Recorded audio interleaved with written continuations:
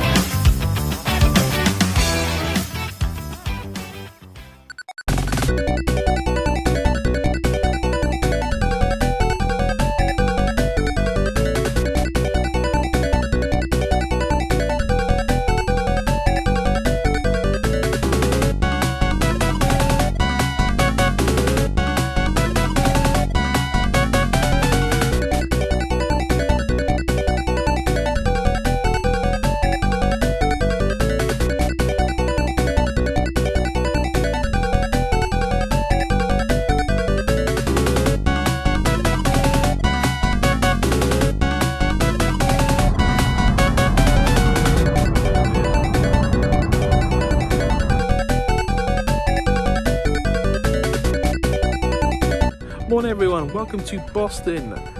This is the first of three places in the Lincolnshire tour. It looks quite nice so far, but obviously I'm in a car park. Anyway, let's find out how good it is.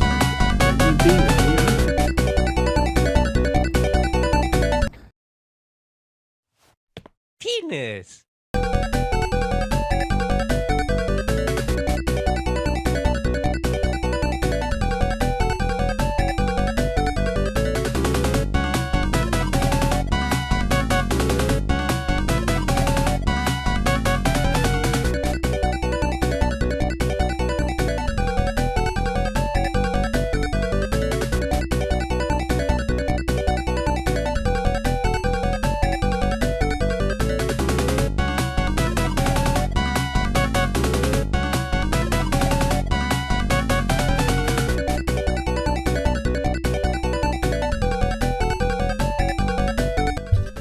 As you can see, as we approach the CEX, this is one of those black CEXs. What does that mean?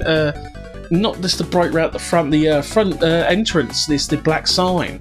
Someone could explain to me why some CEXs have got black signs as most of them have got red. I don't know what the difference is, but I kind of like it. I like the difference.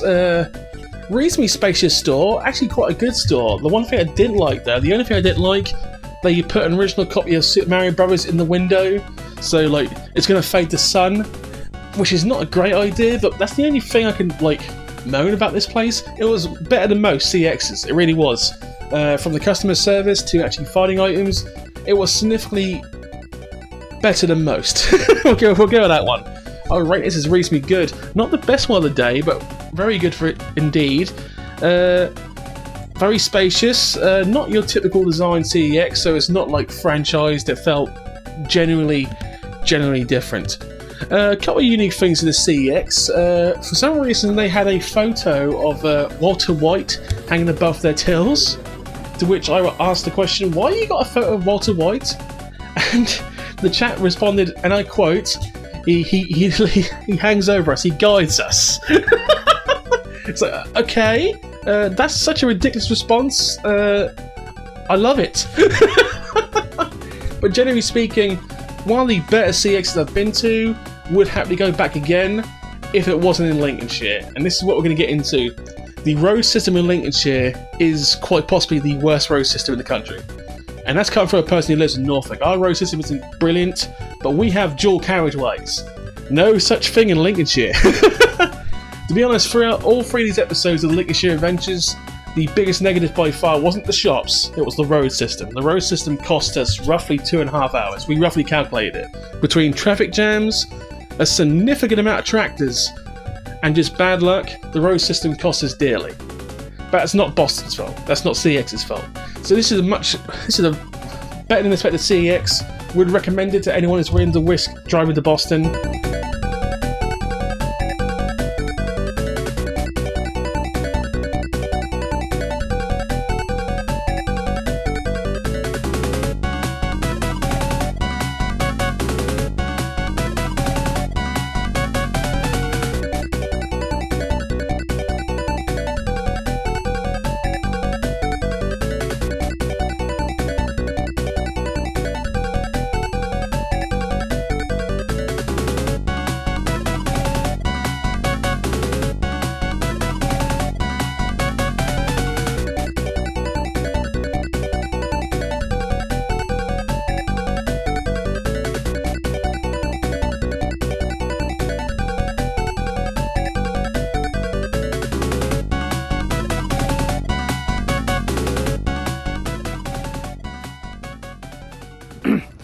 Right guys, we've done our stuff here in Boston. Turned out to be quite successful, better than I thought it was going to be. Thoughts on Boston. The town is weird. There's a bridge. The town centre is fantastic. You cross this walking bridge, it's a dump. It's the first place I've ever seen where B&M's either been closed down because they're moving or just closed down because it's just bad. But we're on the bad side of town, I'm gonna suggest. But overall, Boston was successful, quite a nice place. Anyway, we're gonna throw back to the games room, maybe an advert, depends which what Dave does. So I'll see you on the other side. Hello guys, welcome to PS2 Mini Games. The channel has some strange phrases like cock diesel.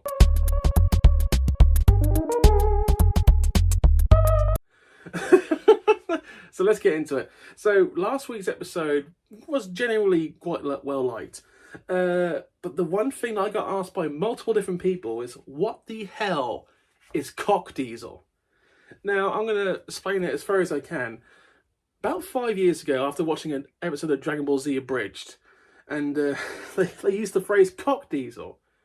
And apparently, I googled it, cock diesel is a phrase for someone who is jacked or muscle bound, you know what I mean? Built like a brick shithouse, that kind of thing. And in the last week episode, when I had that set, I can't remember what the game was, but the game where the front cover was just two guys who were just built like brick shithouses. Out of nowhere, I just out of my mind, I just went out the phrase cock diesel. And the amount of people just literally messaged me on Discord and such, like, what the hell does cock diesel actually mean? There you go, cock diesel. Unnaturally buff people. Cock diesel.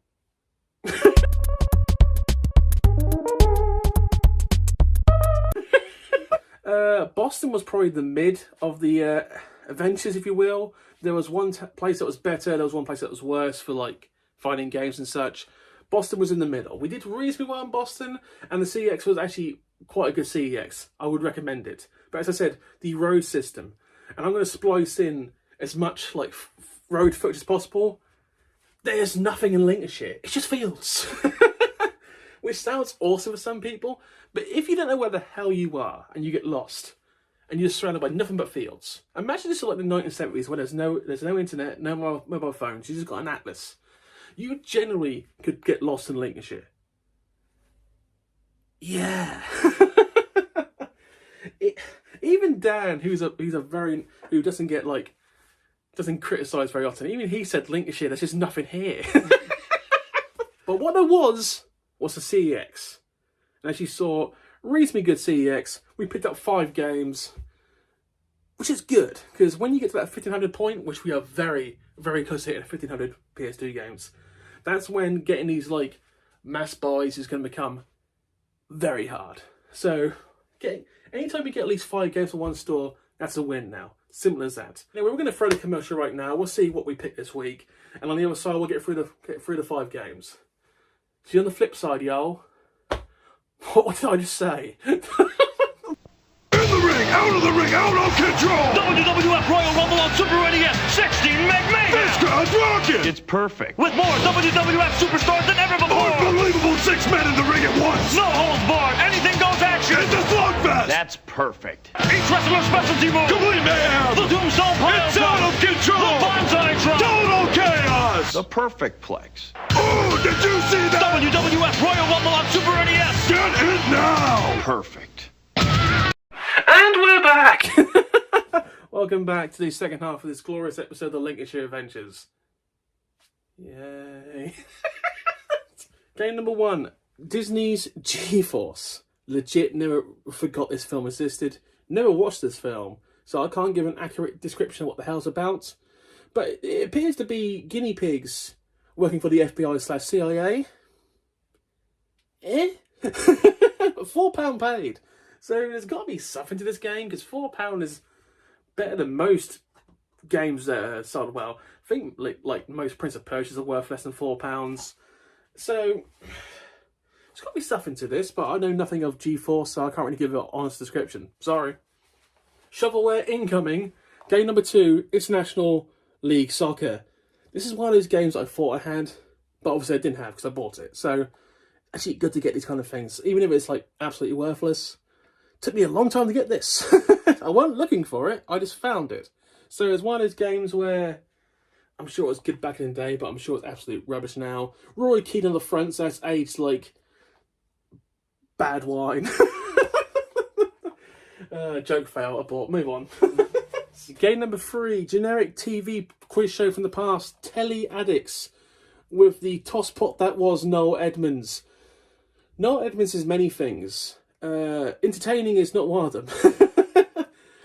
For those of you who remember Noel Edmonds, he used to present his own, like, I think it was his own party, like Funhouse and Saturday nights in the 90s. He also became popular again with Deal or No Deal, a truly awful television show with some of the fakest comments you ever see. If people ever remember watching that programme, there's like 20 people with boxes, and they all were like, Dave, this is for you, Dave. It's for you, Dave. It's like, and you just want to turn around and goes, man, I don't know the fuck you are, I just met you. No, Dave, this is for you, Dave. I love you, Dave. Who the fuck are you? I just met you 5 minutes ago. And that is what pissed me off about Deal or No Deal. But anyway, Telly Addicts. Game number 4, Street Hoops. Vince Carter. I get all my basketball references from 20 years ago. Yeah, I am down with the kids. I have played some basketball games in the past. There are so many basketball games on PS2, it's not even funny. I think it's like over 20, maybe even 30 different basketball games. This is one of them. Street Hoops. What I tried? Maybe, to be honest. Basketball games don't age well. There was like a good time of basketball. It was like in like late 90s, early 2000s, where you had awesome people like Vince Carter, The Last Days of Michael Jordan, Lutrell Sprewell. Awesome American names. And they were awesome games. This may be one of them. The last game from Boston was actually a game I've been looking for some time. I say looking for it. I needed it for some time. It's a reasonably rare game. It's reasonably priced. It is Scooby-Doo First Frights. First of all, there are like 6 Scooby-Doo games for PS2. This is the rarest one to find. Also the most expensive at 22 quid. This is literally the first copy I've seen of this since I started collecting like 3 years ago.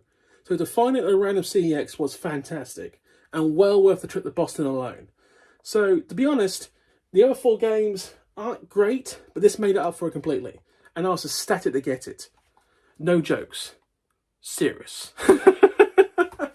So, how can I explain this? When you get to the point where you're finding games like this that are notoriously hard to find, I mean, someone will go, just eBay it.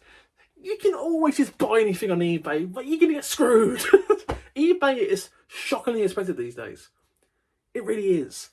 And you never know what you're going to get, do you? Obviously, manual, obviously. But you look at the disc, and sometimes this disc isn't brilliant, but it isn't terrible. So it's going to play well. But eBay, you got a good chance where the disc is going to be absolute shit. At least at CEX, you can check that stuff and be like, okay, I'll take it. That's the difference. That is the difference. Mild French. That's pretty much it for this episode. This is obviously the first part of 3 parts of the Lincolnshire Adventures. Generally speaking, it was quite good. This was the mid part. So what part 2, which by the way, part 2 was Skegness, was it the peak or was it the trough? Okay, so to find out next time. Seriously, thank you for watching. Please comment, like, subscribe. Hopefully that will be out inside, because I try to do these 2 episodes a week. I've been struggling because of real life issues. I try to do this 1 episode every 4 to 5 days. Sometimes it's harder than it sounds, it really is. But I try. Anyway, thank you for watching. Please comment and subscribe. I'll see you later, guys. Bye.